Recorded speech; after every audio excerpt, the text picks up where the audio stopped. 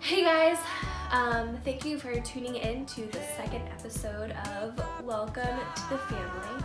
Again, be interviewing with Carla and Kalel. They just have so much wisdom and revelation and just good gold nuggets of truth. In this episode, we're going to discuss purity. Come join us, sit down, relax, and hang out with us.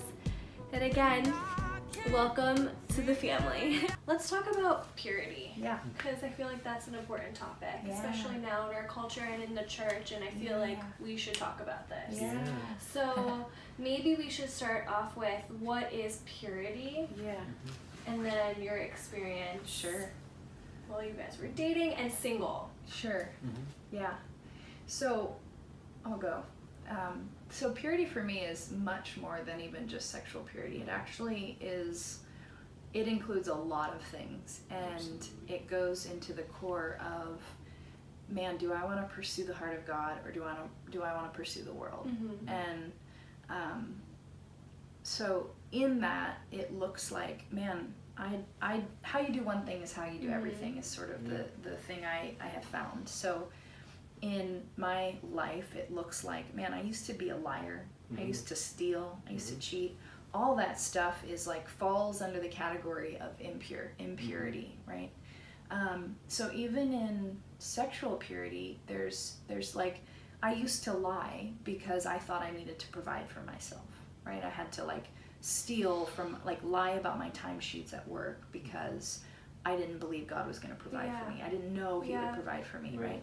And so all of these have roots that come from a lie you're believing, or something along that line. So with sexual purity, that comes down to where are you getting your needs met, and a lot of times, like, let's say with sexual purity, let's start with like addiction or masturbation and that, like pornography and all that stuff. You know, people tend to try to ease pain with addictions. Yeah. So ultimately, you're not, listen, I know God cares about sin issues mainly because it's evidence of stuff that you need love. You need to be healed in. Yeah. So it's not even so much that he's mad or whatever about the sin stuff. It's, man, He is jealous for every part of our heart. And if there are areas that are turned over to the lordship of the enemy, well, the enemy's going to use you and abuse you. He doesn't care about you. And so it's more like, you know, the scriptures say, he who loves the world does not have the love of the Father in him. So it's almost like, look around your work, look around your life, and if there's any area that looks like you love the world, it's just because you don't have the love of the Father in that place. And so with purity, for me, it's man, does your heart, is it fully aligned with God's promises to you? Does it look like Jesus? If it doesn't, well, that just means there's trauma there, or there's healing that's necessary. You know, I just was thinking, it's like, I was reading the other day something that said, Christianity should feel like my chains fell off, not I should behave better, or I shouldn't screw up, right? And so with purity, it's like, man, you become like the one you spend time with. And so when you're spending time with the Lord, He's going to sort out the stuff in your heart that's, you know, facing the wrong way or not fully aligned to Him. And so purity isn't just sexual purity. It starts much sooner than that. It starts with a heart that's healed and actually is free, knows how to be free. Yeah, I think it has to do with valuing God and the quality of life that He wants to give to each one of us. And we protect what we value. That's right. If you value the life with God, then you need to protect it from other things, worship of other things. And in the Bible, it's so often we see that people would be given over to idolatry and idol worship of images, which speaks to, nowadays it speaks to worship of pornography, images, that kind of thing. So the mankind is created to worship, right? And the living source wants us to get in tune with worship to him. Yeah. So also marriage is a picture of God, right? Mm-hmm. So he said the way Jesus loves the bride is the way he wants to manifest his love for the church Mm-hmm. and love for each other. the bride of Christ. So the enemy wants to get right in there and bring perversion. He wants to pervert what's most holy and most precious is the union between a man and a woman, the union between a husband and wife. Exactly. The enemy wants to do everything he can to turn the eyes of the man, turn the eyes of the woman away from union and away from having dove's eyes for one another and really experiencing true manifestation of a unique holy love together. So I think it comes down to really what you value, and protecting what you value, and ultimately it's not about the ultimate priority is our love and worship to God, to Jesus. It's not this is important, this is probably second, but my priority is to keep that intimacy with Jesus first and protect it first. And out of that place I could love Carla, out of that, because if I'm not being met intimately with the Lord one-on-one, then the deepest need of my heart for intimacy is not being met. Because there's only one person that can meet the deepest need that we have, and that's God. That's our Creator. That's who designed us. That's who made us. So if we're not being met by him in the most intimate parts of us, it doesn't matter how much she loves me physically, she won't actually meet the need of intimacy that's deep in my heart. So once you get that satisfied through worship, through reading the Word, through just getting filled with the Holy Spirit, just having him as our priority, if that's not in that place, then we could get sidetracked, and even Carla can become an idol to me, or so we need that first and foremost, that intimacy with Jesus to be living and active in our hearts and in our lives. In every area. In every area, and I know he's pursuing us so that will fully manifest all the time. So I think that's the most important.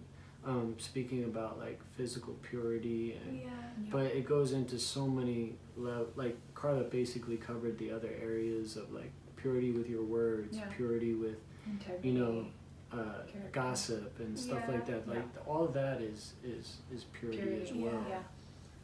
And even when you said something about your timesheet, like even something like that is it's really huge. It's a big representation of how truly pure we're living that part of our life with Jesus. And that sticks out to the world. They're like, why are you being honest? Why don't you gossip about people? That was my reputation at the job I worked at in New Jersey. It was like, oh, I can't talk to Kalel about people because he's not going to talk to me about it. He's not interested in talking about people. So the conversation is more delightful, more pleasant, because they knew I wasn't into gossip and stuff. So, which is awesome. I love that about my story, and that's purity. That's Well, and even with sexual purity, just to answer your question with us too, is like, man, when we met, it took us 2 months to officially date, and then we were dating for 2 days before we started talking about getting married, and so we knew clearly right away that we were headed towards that destination, and so he actually kissed me on my first date, which part of my story is, I was dating a guy a year or so before I met him, who really was pressuring me to kiss him, and I didn't want to. There was something in me that was just like, no, this isn't right. There's something impure. It's like he was trying to steal this thing from me. Like I felt it, and so obviously that ended. But with Kalel, part of me was like, I actually prayed before the date. I was like, God, if you want him to kiss me, like, I don't know, I feel like he might, but I hope that he asks you first. Mm-hmm. And he did, and God said to. And then we got to... Which I thought it was weird. I was like, because I pulled up to your apartment and he was like, it's okay. Okay, I don't know if I should say this part, but it's almost like we want to protect people. Totally. Yeah, for me, it was almost like an okay for that. Yeah. But our full story is that... Yeah. We eventually stopped kissing. Yeah, we stopped.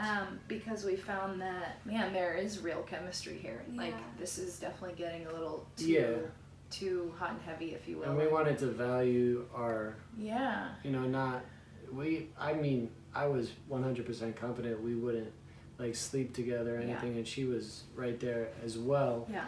But we realized, like, okay, like, we should hold off until we get married, obviously. Yeah. So... if, you know, for people that are dating or people that aren't sure about, you know, whether or not this person, my advice is to, you know, keep physical touch very limited, if not just completely off the table. It's true. And just get to know someone, get to know their soul.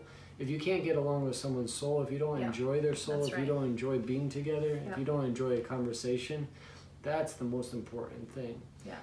Because really the physical intimacy part is a very small percentage of a relationship and of a marriage. It is.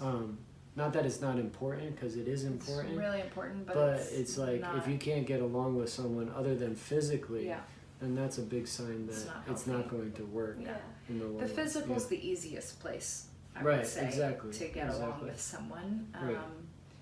I think it's the rest, you know, I would even give it a 5% value if I had to put a value on it. It's like that will come with all the other stuff lined up. You know. So yeah, we really, you know, it was like it's funny that God even spoke to both of us about kissing on our first date, because I actually always imagined I wouldn't kiss until my wedding day. And for whatever reason, I feel like maybe it was God being like, there's no religion here, sort of thing. But ultimately we felt like even going from kissing to not kissing was a real demonstration of our self-control and our choice to value each other over even maybe what we would want or even had permission to do from the Lord. It was like he never really told us to stop kissing. It's just wisdom is like, okay, I want to protect his purity. He wants to protect mine. We know this is amazing. Like, we'll wait, you know? And you guys wanted to protect your relationship with Jesus. Yeah, absolutely. Exactly. Yeah. Exactly. Yep. So. Yeah. Hey guys, I hope that gave you a big smile. Can I be any cheesier? I don't know. But I bet you I could, so maybe next episode I'll get even cheesier than that. But thank you so much for tuning in and sitting down and just receiving all of this knowledge and wisdom from Carla and Kalel. This whole month I'm going to be talking about relationships, so stay tuned. Don't go anywhere. I will definitely keep you guys updated on more to come. So yeah.